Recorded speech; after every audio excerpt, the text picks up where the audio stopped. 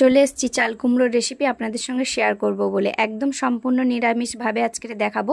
প্রথমে চাল কুমড়োটা আলু ভাজার মতো সরু সরু করে আমি কেটে নিচ্ছি।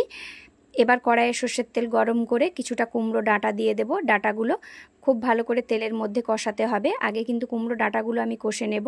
আজকের কুমড়োর ডাঁটা দিয়েই চাল কুমড়োটা বানাবো। কুমড়োর ডাঁটাগুলো খুব ভালোভাবে কষার পরে ধুয়ে রাখা চাল কুমড়োগুলো এবার দিয়ে দিচ্ছি। এবার ওই চাল কুমড়ো আর কুমড়ো ডাঁটা খুব ভালোভাবে কষিয়ে নিয়ে একে একে এতে আদা বাটা, হলুদ গুঁড়ো, লঙ্কার গুঁড়ো, কয়েকটা তেজপাতা আর পরিমাণ মতো নুন দিয়ে আবারও খুব ভালোভাবে কষবো। চাল কুমড়ো রান্না করতে কিন্তু কোনো জলের ব্যবহার লাগে না, কারণ চাল কুমড়ো থেকে প্রচুর জল বেরোয়। খুব ভালোভাবে মশলার সঙ্গে কষানোর পরে আমি এতে দিচ্ছি পরিমাণ মতো চিনি আর 2 চামচ মতো জিরে গুঁড়ো আর চিনিটা দিয়ে আবারও ভালোভাবে কষিয়ে নিয়ে ঢাকনা দিয়ে চাপা দিয়ে দেব। 10 মিনিট পরে কড়াইয়ে সর্ষের তেল গরম করে শুকনো লঙ্কা কিছুটা 5 ফোড়ন দিয়ে তরকারিটা ফোড়ন দিয়ে দেব।